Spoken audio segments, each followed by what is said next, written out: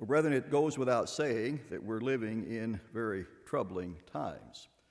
The election, of course, almost 2 weeks ago now, if it taught us nothing else, it's taught us that there is a great division in our country, but it's not just in our country, it's in the world. The world seems to be more divided now than it ever has been.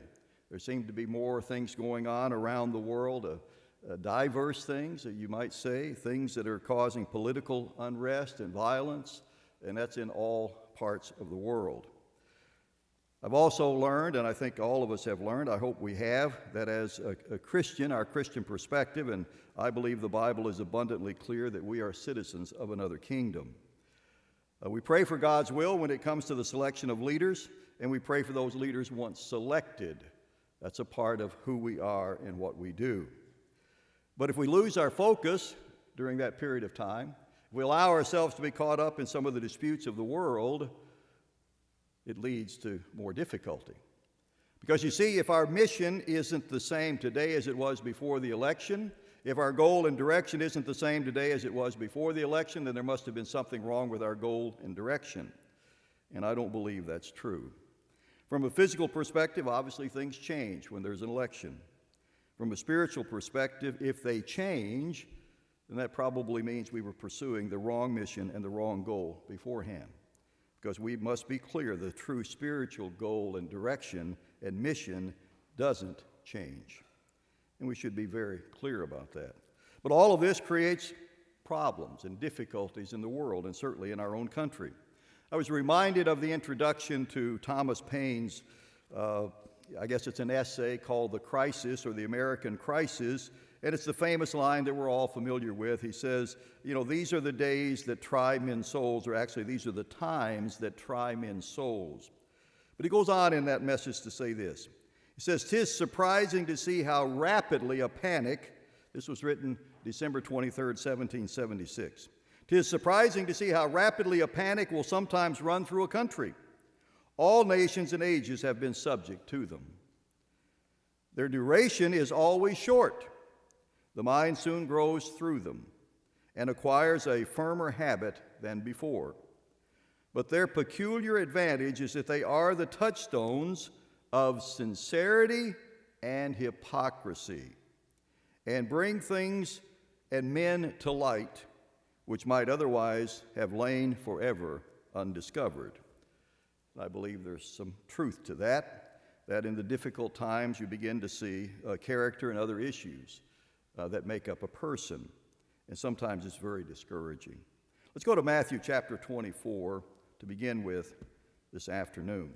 Matthew chapter 24, in the Olivet prophecy, Jesus Christ uttered these words, rather powerful and profound, and words that have resonated with all of us as a part of the Church of God for many, many years. Verse 34, Christ said, "Assuredly, absolutely," he says, "I promise," he says, "I say to you, this generation will by no means pass away till all these things take place." Now, what did Christ mean by this generation would not pass away? I think we've always understood that to mean, and it's certainly confirmed in the book of Revelation, that once things begin to happen, they will happen very quickly. Once that floodgate is opened, it isn't going to be closed, and it's going to happen very quickly. The speed of what's happened with just this pandemic this past year has been absolutely incredible. 188 nations. Nations now considering lockdown, some nations locking down because the virus is still around. 8 months ago, none of us would have conceived that, at least I don't think so.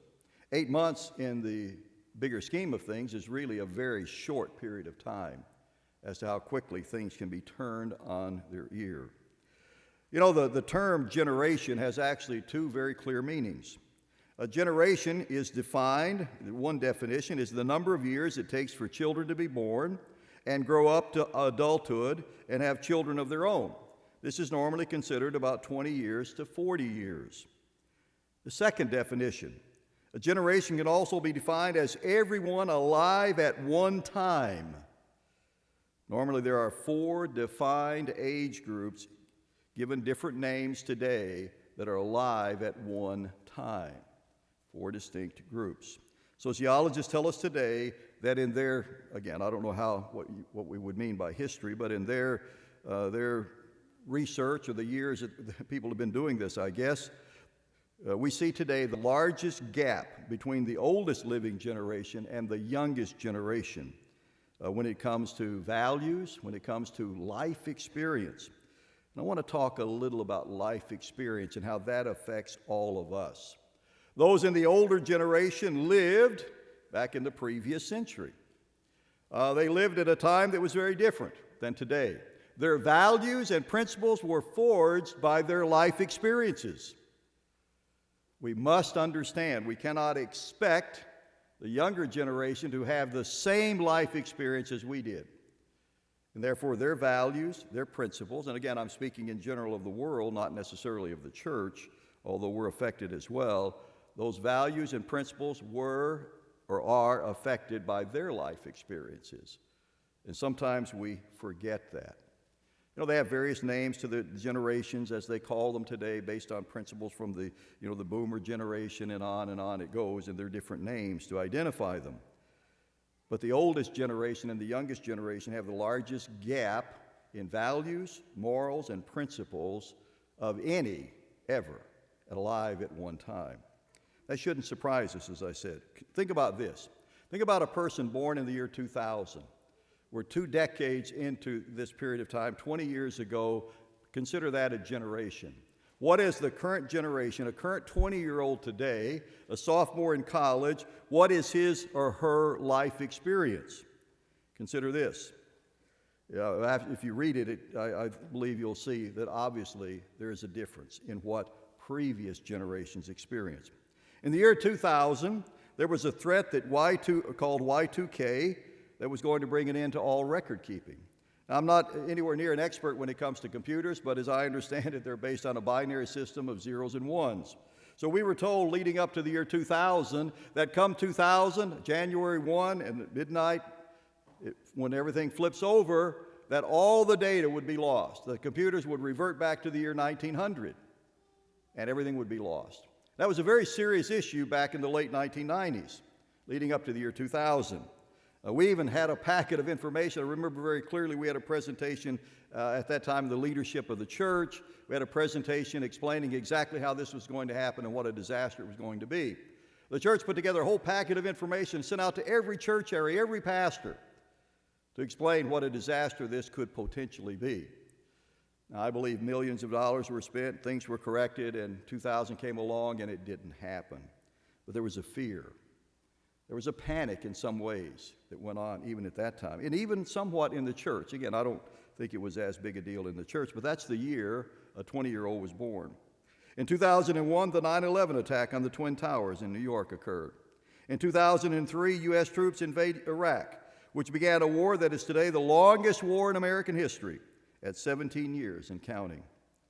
2004, Facebook was launched by Mark Zuckerberg at Harvard. The young entrepreneur launches the online social media and networking service along with his roommates, Eduardo Saverin, Andrew McCallum, Dustin Moskovitz, and Chris Hughes. 2005, terrorists hit London, leaving 56 dead and 700 injured from a series of suicide attacks targeting morning commuters in London. In 2007, Steve Jobs launches the first iPhone from Apple. In 2007, a global financial crisis that had not been since the Great Depression occurs. In 2011, the U.S. elects its first African-American president, Barack Obama. On December the 17th, 2010, Tariq El-Tayeb Mohammed Bouazizi, a 26-year-old Tunisian street vendor, sets himself on fire as part of a government protest that is credited with beginning the Arab Spring. Before it ended, the governments in Libya, Egypt, Yemen, Syria, and Bahrain were either overthrown or severely affected. The map of the Middle East changed overnight at that time. The country of Syria, of course, was involved in a very divisive civil war. Obviously, civil war is divisive, and it's still going on today. The death toll stands at 250,000 in Syria. Half the population of Syria has either been killed or displaced during this period of time. 2011 saw the raid in Pakistan that killed Osama bin Laden. 2013, Boston was the location of a terrorist bombing during the marathon that killed 3 and injured 264 others. Terrorism was alive and well in the United States.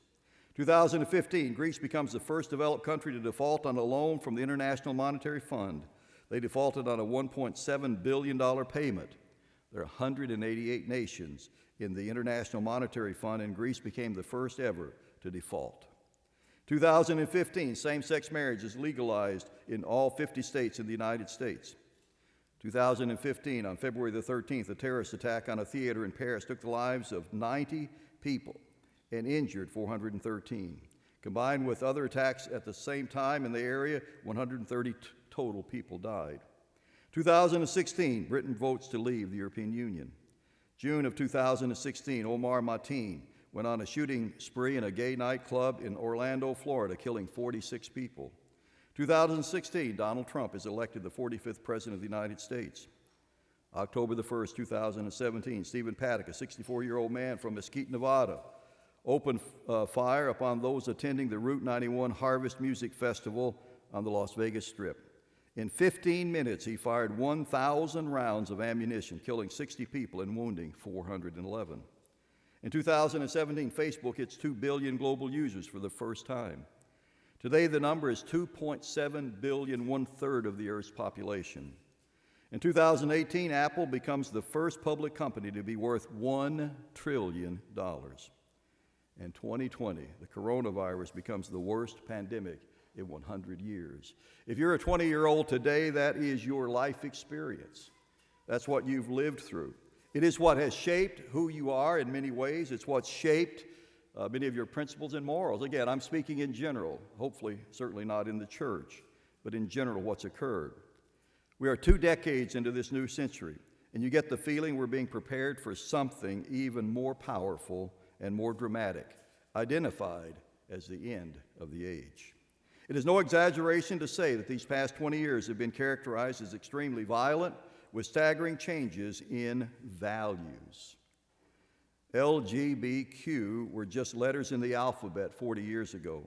But in 2 decades in the 21st century, it refers to a group of people who have a lifestyle described as immoral in Scripture, and today this group is a viable part of every political movement in this country, all in a generation.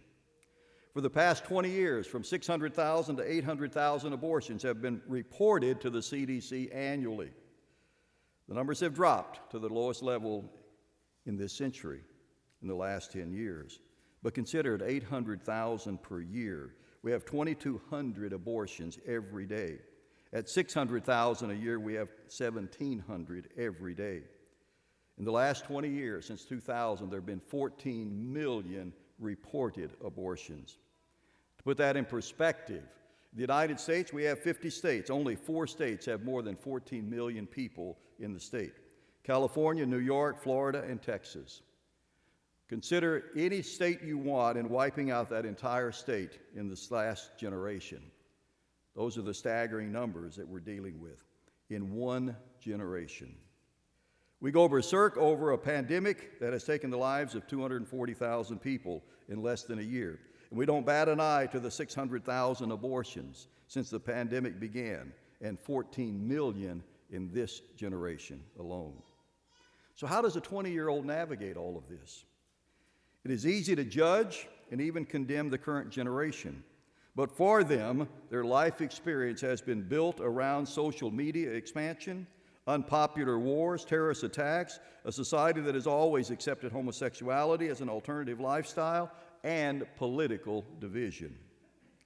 They've grown up in a society that requires them to repeat certain phrases: social justice, systemic racism, and use politically correct language, not because they may believe it, but because if they don't say it, they find themselves bullied and they find themselves outside of what is now considered mainstream.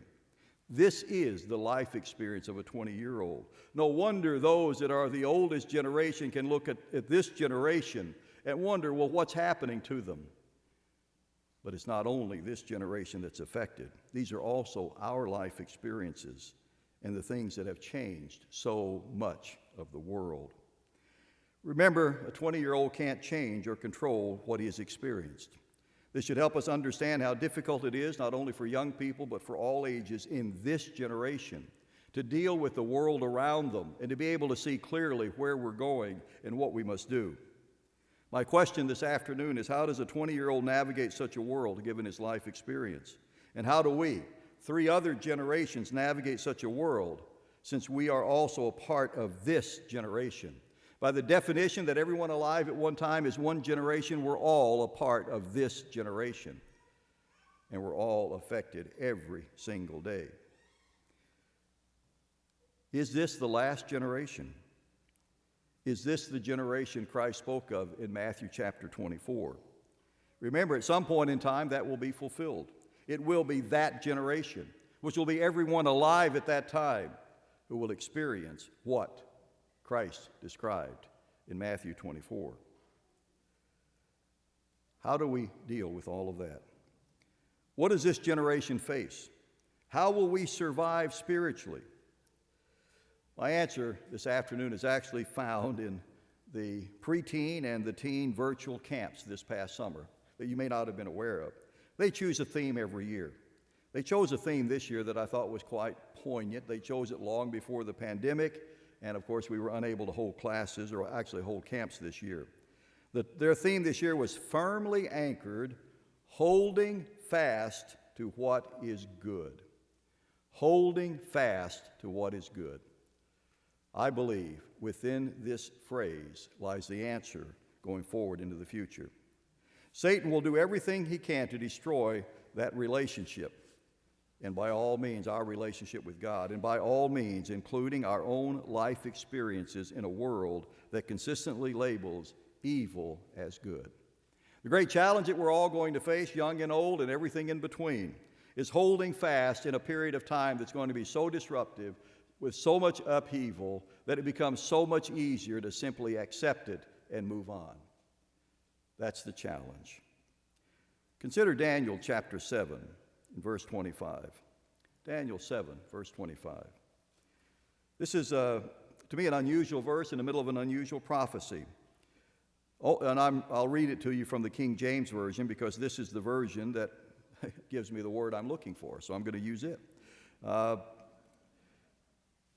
Daniel chapter 7, verse 25 is breaking into a prophecy. It describes a prophecy of the 10 horns, the little horn, and it talks about the little horn. We're talking about the end time.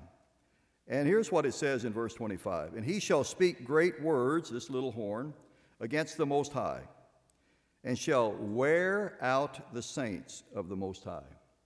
Wear out the saints. I believe it says persecute in the New King James. So that really doesn't tell you what this word means. This is the only place in Scripture that this word is used, the phrase wearing out. It's the only place. It's actually not Hebrew, it's Aramaic. And in the Aramaic, it actually means emotionally, mentally, and psychologically to wear you down. Daniel predicted a time when this false prophet's on the scene, when there's a powerful religious leader, a powerful political leader on the scene, and he says they're going to wear you out. And you know what it says in the verses following? That they will be successful to a degree until God stops it. It is a challenge that we must face and must acknowledge that we all get worn out by it all. I'm probably no different than you. You just get worn out with all that's going on right now, even in our own country. But consider if you lived in another country. I was reading the news this morning from the Ivory Coast, from Côte d'Ivoire, and they just had an election on October the 31st. They've had consistent violence since then. 85 people reported this morning having been killed in the violence. But here's how the election went. You talk about our country. Here's how their election went. Leading up to October the 31st, there were 44 candidates for president. One of them was the incumbent, current president. He was seeking a third term, was seeking a third term. Just before the election, an election commission declared 40 of the 44 candidates ineligible. Just declared them all ineligible. And so that left 4 candidates. Well, of the 4 candidates, 2 of them were declared ineligible because of corruption. One had actually mounted a coup in Côte d'Ivoire in 1999. So they were declared ineligible. I left only 2 candidates to vote for on October the 31st.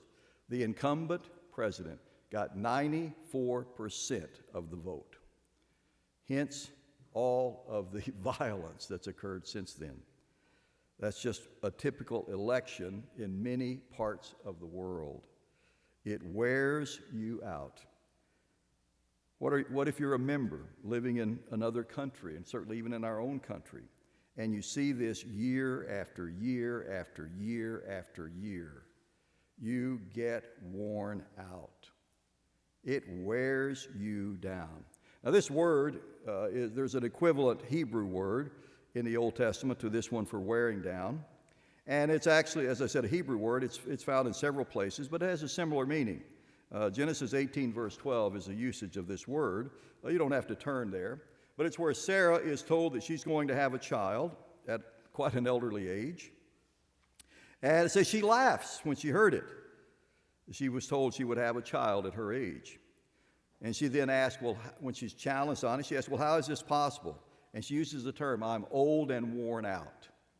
And it's the same Hebrew term as we find in the equivalent, the Aramaic term in Daniel chapter 7, verse 25, worn out.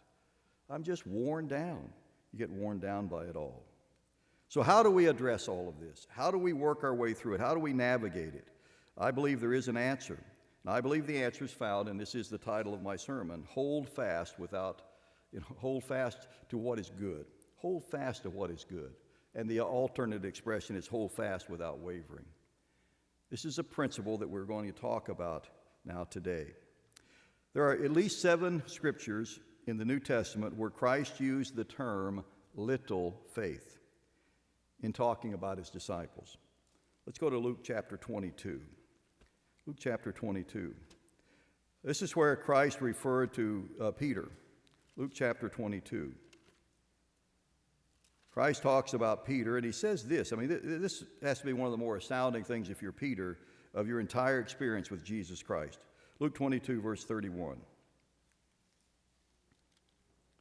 The Lord said, Simon, Simon, indeed Satan has asked for you, that he may sift you as wheat. Satan has asked for you that he may sift you as wheat. Now that's an unusual conversation. I don't know how you begin that conversation. Where do you start with? And of course we don't have everything that was said, but to turn to someone and say, well, Satan wants you. Satan really wants you. He wants to sift you like wheat. Now growing up on the farm, we used to grind our own corn, grind it into cornmeal. And you would have various levels of a sieve that would, you would have one that had bigger holes, and you'd go through the first, and you go through another. And to get it down to cornmeal, you had to go through several of them to get it down to that particular level in sifting it through. So I sort of imagine what Christ was saying to Peter is, he's going to come at you and come at you and come at you. Sifting like wheat is not a one-time event. This is something that he's going to do until he wears you down. And that's Satan's operation. Satan, he has whatever time he has, and he knows that. It's a matter of wearing you down. And he comes at you from every angle, every day, consistently to wear you down. But Christ goes on to say, but I have prayed for you. Now, what did Christ pray for Peter? That you have a lot of money, that you have a great job, that you never get sick, that you have all of these things, all these blessings. He didn't say that. What did he say? I've prayed for you that your faith should not fail. And when you have returned to me, strengthen your brethren. The prayer for Peter in the face of being told Satan is after you, I believe we could say the same thing today. Satan is after us. He really is. And so Christ looks at us and he says, I'm praying that your faith doesn't fail. Now we think in other ways. We think, well, I hope God will let me get this job. I hope God will take care of this. I hope God will do that. I hope God keeps me from getting sick. I hope, and I hope, and I hope, and I hope. When was the last time we simply put it into God's hands and says, please increase my faith. I really need more faith. I really, really do. Christ said that to Peter.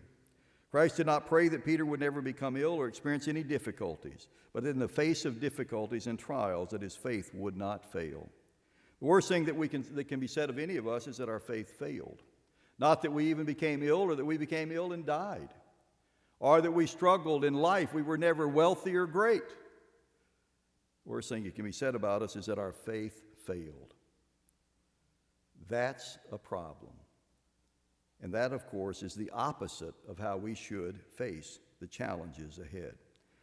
Look at Luke chapter 18. Luke chapter 18 is the famous parable about the importuning widow.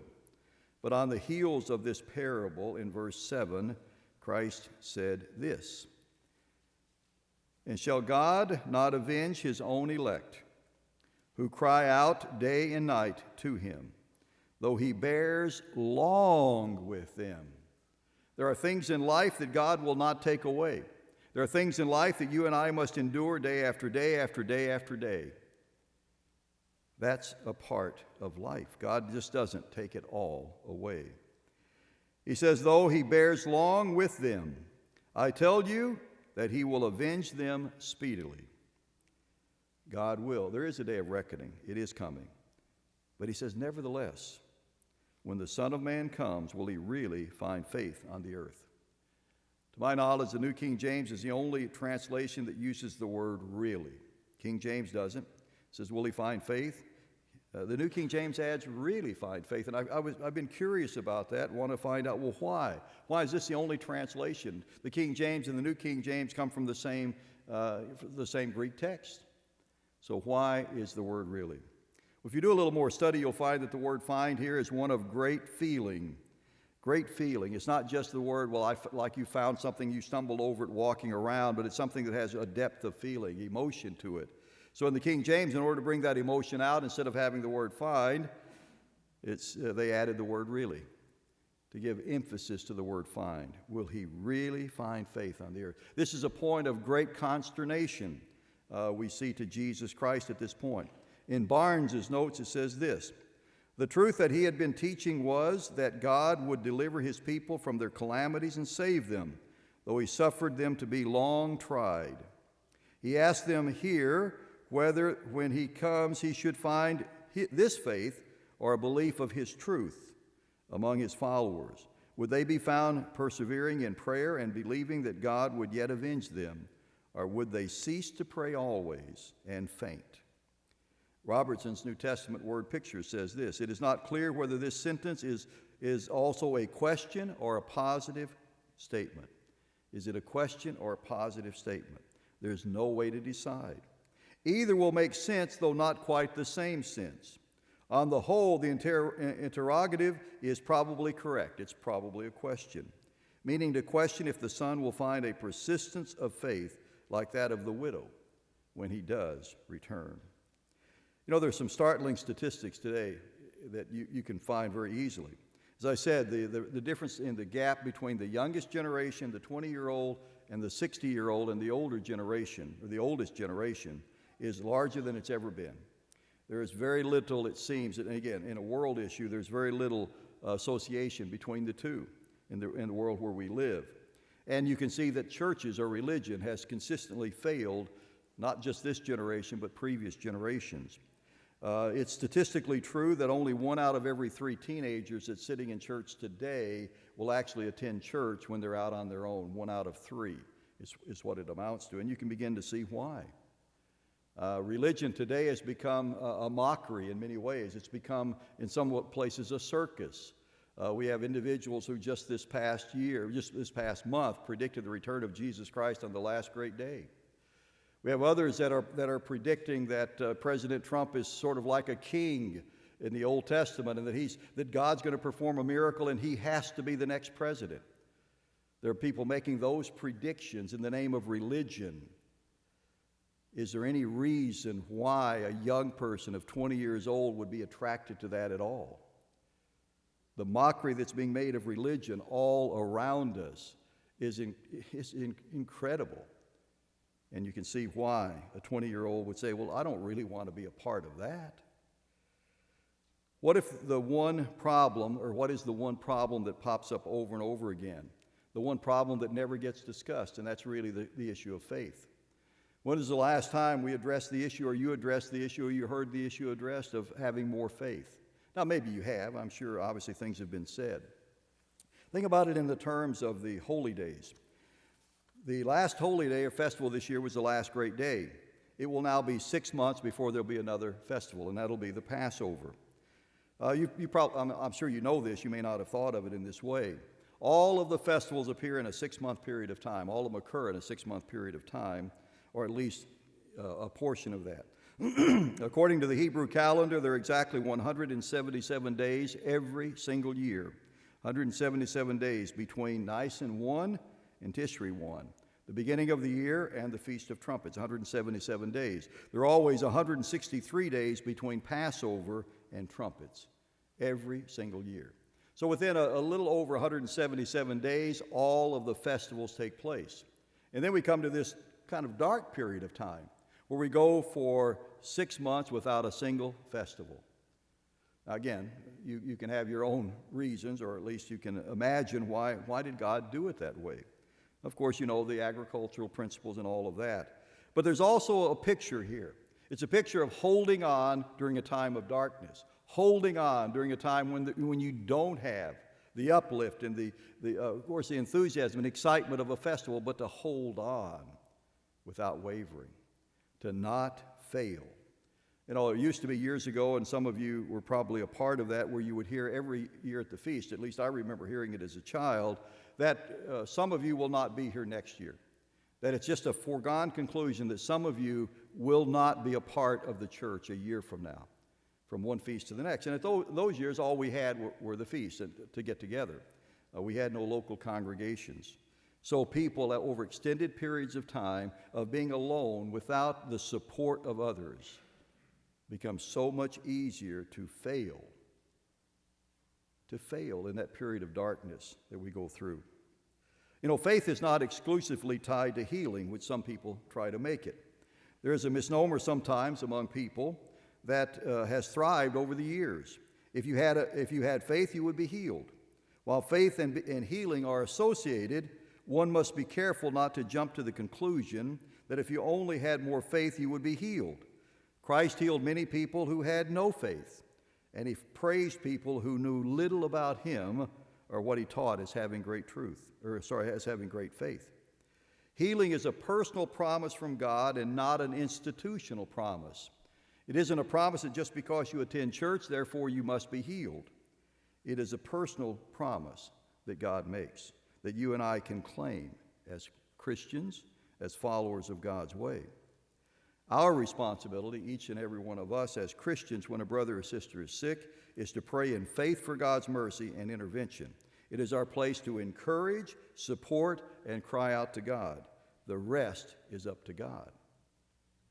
That is not what some people think of as faith. When the disciples asked Christ to increase their faith, another famous dialogue that took place between Christ and his disciples, he did not answer them directly. He did not say, go do 1, 2, 3, and 4, and you will increase your faith. He didn't say, keep the Sabbath better, keep the holy days better, do all of these things better, and you will have more faith. Now, he didn't say you shouldn't do any of those things either. What did he say? Luke chapter 17, a little further along in this chapter. Luke 17, and again in verse 5. Luke 17, going back a chapter, Luke 17, verse 5. He says, and the disciples said to the Lord, increase our faith. They became aware as they matured with Christ that faith is a big deal. Faith is a big deal. You know, if you stop and think about it, and again, I'm not trying to give a political statement, but there was a time when the political campaign said, you know, it's the economy. Stupid, it's the economy. You know, that's it. Again, I'm not calling anybody stupid, but it's faith. That's the issue. That's the point. It's faith. It's a big deal. It's a big deal. And each and every one of us must answer for the faith that we individually have. No one else can give it to you. The disciples asked Christ, well, how do we increase our faith? What did he say? How did he answer that? Well, he didn't answer directly, but he gave a story. First of all, he said, if you have faith as a mustard seed, you can say to this mulberry tree, be pulled up by the roots and be planted in the sea, and it would obey you. And which of you, having a servant plowing or tending sheep, will say to him when he has come in from the field, come at once and sit down and eat? But will he not rather say to him, prepare something for my supper, and gird yourself and serve me till I have eaten and drunk, and afterward you will eat and drink? Does he thank that servant because he did the things that were commanded him? I think not. So likewise, verse 10, so likewise you, when you have done all those things which you are commanded, say, we are unprofitable servants. We have done what was our duty to do.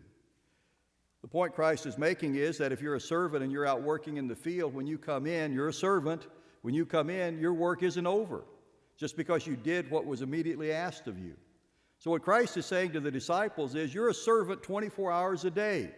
So you can never say, well, I did my job, therefore give me this.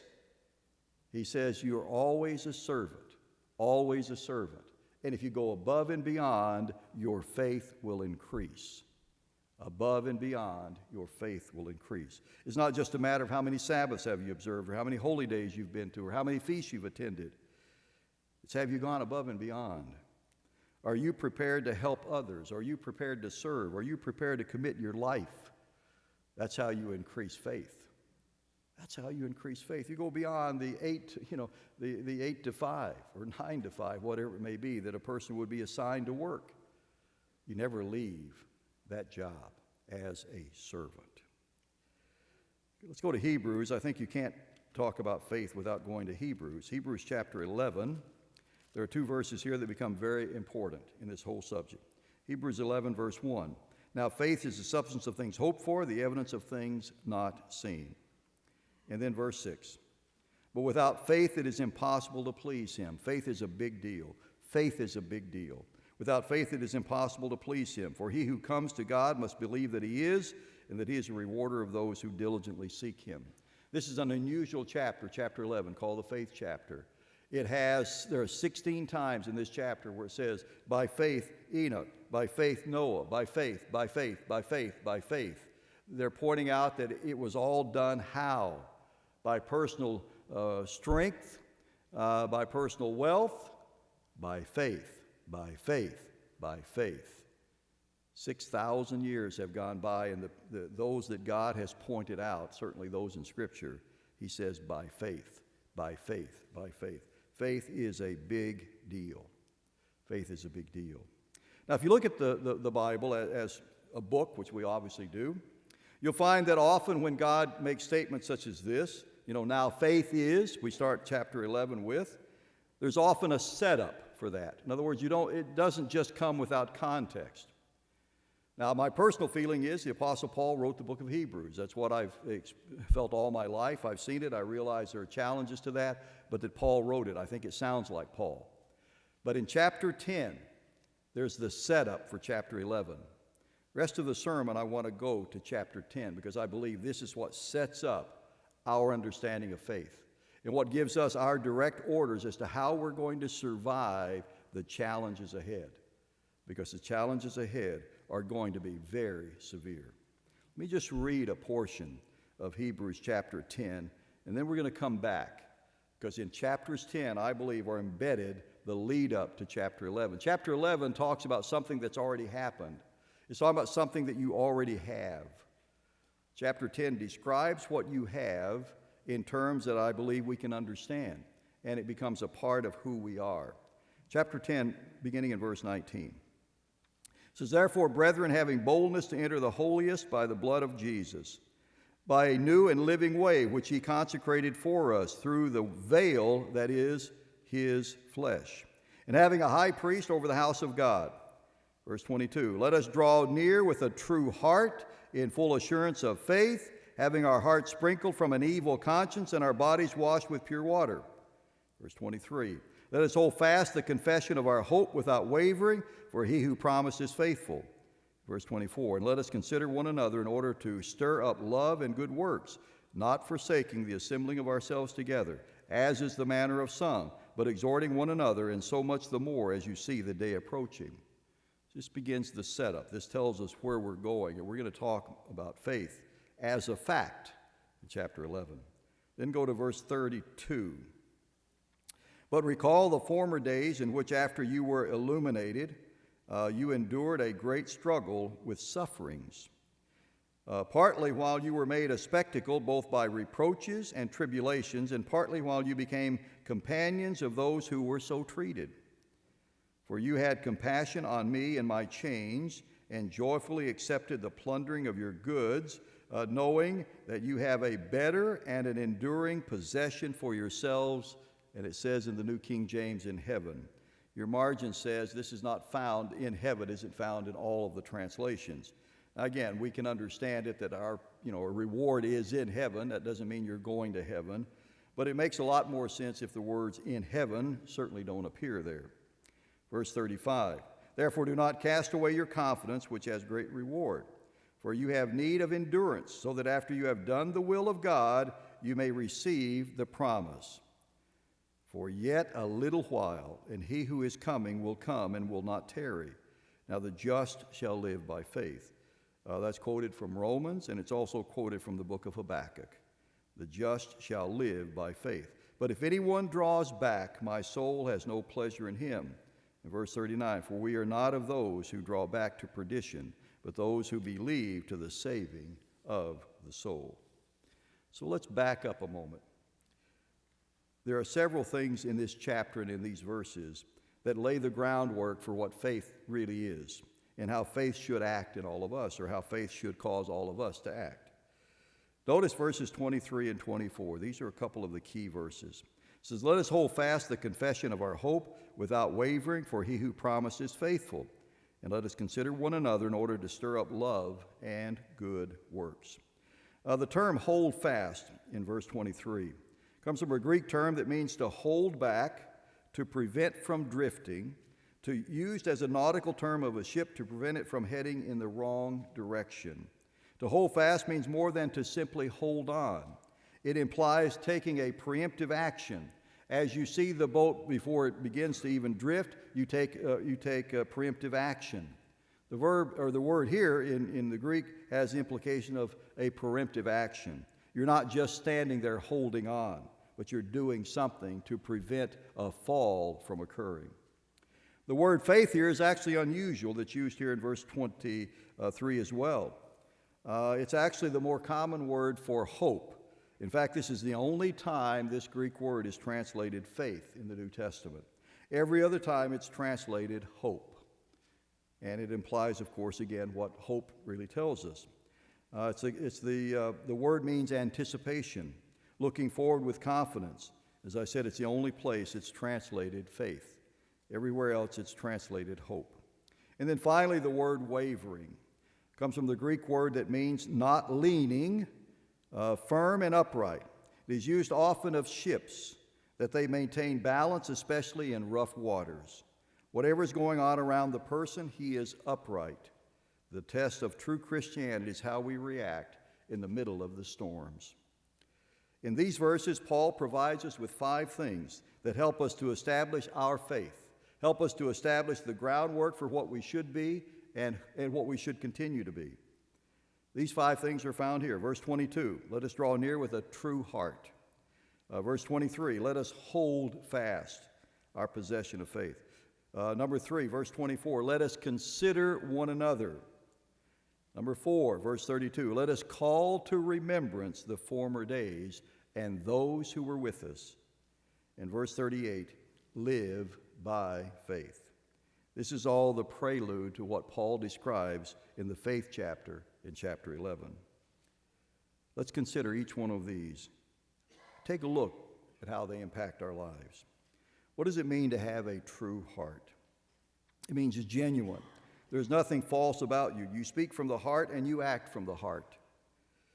You know, we're told in Matthew 7, verse 21, that those who give lip service to God and his way of life are certainly not going to get a good response from God. It's called lip service. This is not lip service. This is truly from the heart, a true heart.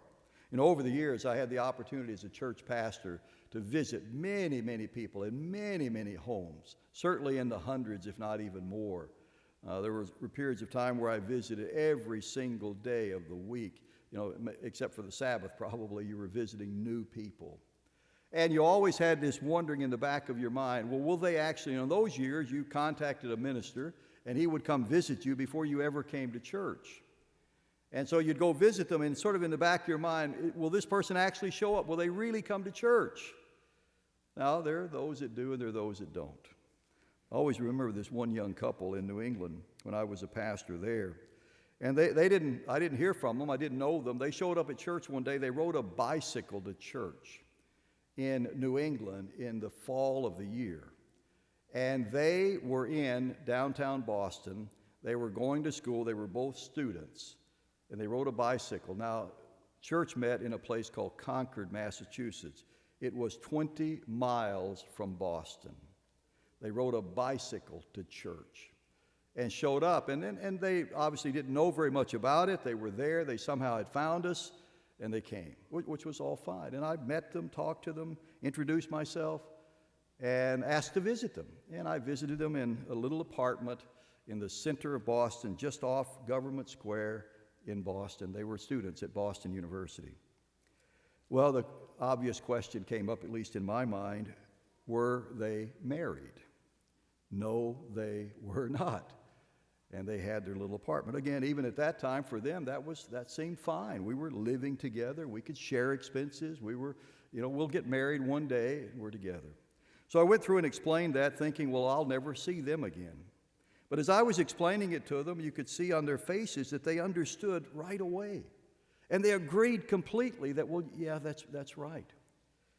And it was sort of, you began to not judge people, but you began to see the open heart, the desire, the sincerity would come out, because sometimes you would visit people and you would spend 4 and 5 hours. I've left many homes at 3 and 4 in the morning, having talked all night.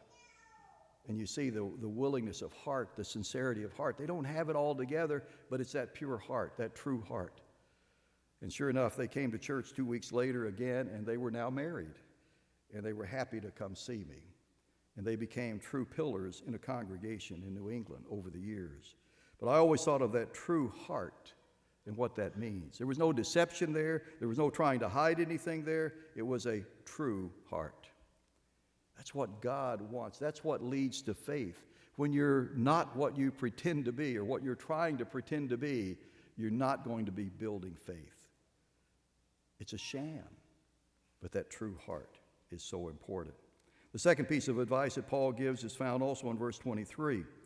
He talks about hold fast. Hold fast. Hold fast doesn't mean just stand still. It doesn't just mean to stand still. If you think of flying an airplane, if an airplane goes into a stall, there's only one thing that's going to happen. It's going to fall. It will, I'll guarantee you, it'll fall if you don't come out of the stall. If you do nothing, if you try to sit there in the air, you're going to fall. The same principle works in life. You can't just stand still. That's not the way you increase faith. The third piece of advice that Paul gives is found in verse 24. He says, consider one another and provoke to love and good works. We provoke individuals in several ways, but the most important way is by our conduct. I wish, if I could solve all the problems for all of us by giving one sermon, that would be great. The best piece of advice I ever got when I started out many, many years ago was that don't think you're going to save the church with one sermon, one message, or one article. It just isn't going to happen. People are more moved by who you are and your conduct as opposed to your words. Even the most powerful and moving sermon you could ever give, it has a limited impact. Now again, I'm not saying people's lives haven't been changed because they heard something one time. That's certainly been true. But the principle is true changes occur because you provoke someone to good works, not by your words, by your deeds. You provoke them to good works. Now, the word provoke here is often used negatively, at least in the English language. But at that particular time, the word provoke didn't have a negative meaning. It meant to arouse, to excite, to call to action. So to encourage people. It wasn't a negative thing. You're not provoking them in the sense that we think of it today. I think about church and what church really means, and certainly I think about what it means to me, and I believe means to many of you as well. It's not just coming to hear a message, it's coming to be with people. There's a camaraderie and a unity about that cannot be replaced in any other way. As a young pastor, again, we go back a number of years ago, and a pastor for many years, every congregation I served in, every Sabbath that I went to church, I had a goal in mind. My goal was to speak to every single member in the congregation, every single Sabbath. And I pastored congregations in New England of 800 people, a congregation in Houston of 670 people. And I can tell you, I left services many times frustrated because I knew I didn't talk to everyone. But and I would often joke to the members that I didn't need someone to tell me who was at church and who wasn't. I knew from standing as a sermon, I knew who was there and who wasn't there. Partly because they all sat in the same seats every week. And I made that comment one time in services, and then a couple of weeks later, I got up to give the sermon, and I got dizzy because they weren't in the same seats. So they had decided how they did it. This was before, email and all of that. They decided before church they would all swap seats and see if I really was true to what I said. And so everybody on the right side moved to the left side, everybody on the left moved to the right. And it actually made me nauseous and dizzy to look up, and I didn't see people in their right place. But I knew where they were. And my goal every Sabbath was to talk to them because I knew my interaction through a sermon was good. I hope it was good. But my interaction personally was going to be more important for me and for them. You provoke people by being with them. You provoke them by being with them. That's a big part of what the church is. Number 4, Paul said, remember the past. He says, remember what it was like when you were called. Remember what it was like when you were illuminated. And remember those who were there with you going through the same experience. Now, I dare say that all of us remember the people that were either baptized with us or that were in the church at the time we came into the church. And we formed a bond with those people that, again, there's some that aren't around, there's some that are deceased, but we still have that bond because we were going through the same things together, and we learned the truth together. I got a really good piece of advice when I was baptized a number of years ago. The individual that baptized me, he said, go tonight, you're going to be baptized tomorrow, which was the evening before Passover that year. And he said, write yourself a letter and detail exactly how you feel. Be as expressive as you can because it's only for you. Describe how you feel at this moment in time. And I did. And he said, every year before Passover, pull that letter out and read it and see where you are in light of that. And there's something of value. I think that's what Paul is saying here. Think about how you felt when you came into this.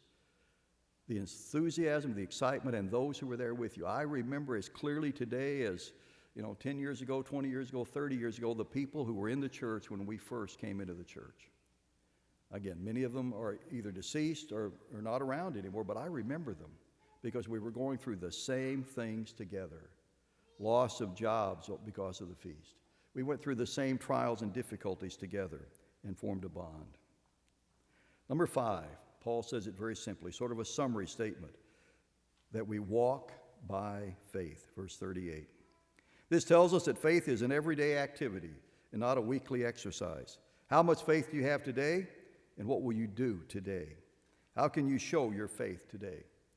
James said it very clearly, faith without works is dead, that we need that as well. Faith is worth fighting for. Faith is worth fighting for. I read a book, it was a play a number of years ago called The Death of a Salesman. It was actually a play written by Arthur Miller in 1949.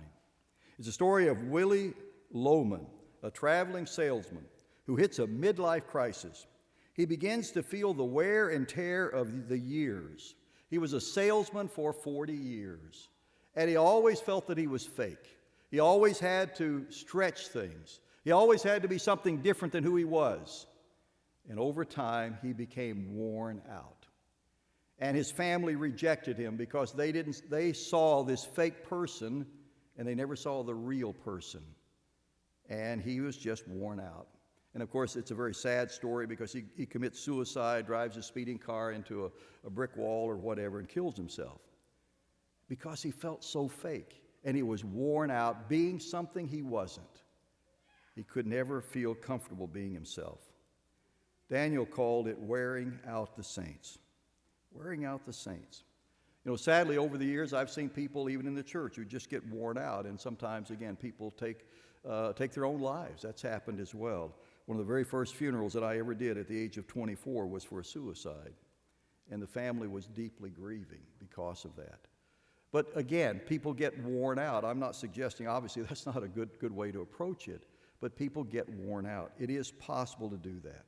It's really possible. There was a story that was given a number of years ago. I don't think it's a true story, but I think it makes a point about faith. It's a story of an old man crossing the Mojave Desert in the days of the pioneers. There was an old-timer by the name of Desert Pete in this story. He blazed the trail through the desert and actually lived in the desert for much of his life. When he died, he dug a well in the middle of the desert, deep enough to reach the water table, and he put an old hand pump on the well. He left a message for anyone who would stumble on the well. This man stumbled upon the well, and he was dying of thirst, as the story goes. And he found Desert Pete's message, saying that a jug of water was buried in the ground about 10 feet away. And he should dig that water up, and he shouldn't drink it. He should prime the pump with it, and he'll have all the water he would ever want to drink, and then he can provide it for someone else. Of course, that was the challenge. You're dying of thirst, and you have a jug of water. What do? Now, for those who've been around pumping water, growing up, that was one of my jobs on the farm. Is we had a well, but it wasn't deep enough to provide drinking water, but it provided water for other things, and we would fill barrels, and you have to go out and pump it. And you had to take water, and you had to prime that pump. You had to swell those gaskets in order to get a suction in order to pump it. If you didn't have water to prime it with, you weren't going to get anything out of that well. That's the point here. Are you willing to take that water that you have now and use it so others can benefit? How does your faith benefit others? How does your faith benefit you? Faith isn't just, it is personal, it is private in one sense, but your faith affects others. You inspire and encourage others. You provoke others by your faith. That's very, very important. We're living in a generation that the world has never seen the like before. Could it actually be that faithless generation in the end time? Could it actually be the generation that faces all of the things that Christ talked about in the Olivet prophecy? Our ultimate struggle is to increase our faith in the middle of a faithless generation. Maybe we are that last generation. It sure feels like it, especially today. Prophecy is being fulfilled at a rapid clip. Tragedies will continue. Death is a part of life. The scripture tells us that the death of a saint is precious in God's sight. We need to take God at his word and realize that's really true. Not that we want anyone to lose his life. Not that we want to see anyone taken away from this precious opportunity. But it happens. I think in the last 3 weeks, at least, 2 of my classmates from college have died. But if someone dies in the faith, that's the term we use, in the faith, their death is precious in the eyes of God and therefore should be precious to us as well. And we should thank God for their lives and thank God for the faith that provoked others. We are to hold fast to the profession of our faith. Hold fast the profession of your faith. Don't let go and do not waver, Paul said. Have a true heart. Hold fast. Provoke one another. Remember the past and those who were there with you, and walk by faith. God is real. You are one of his children, and the kingdom is coming. What happens with an election, as we just witnessed, who God allows to lead this nation is in his hands. What you are and what you become is in your hands, and that's important. Faith is a big deal.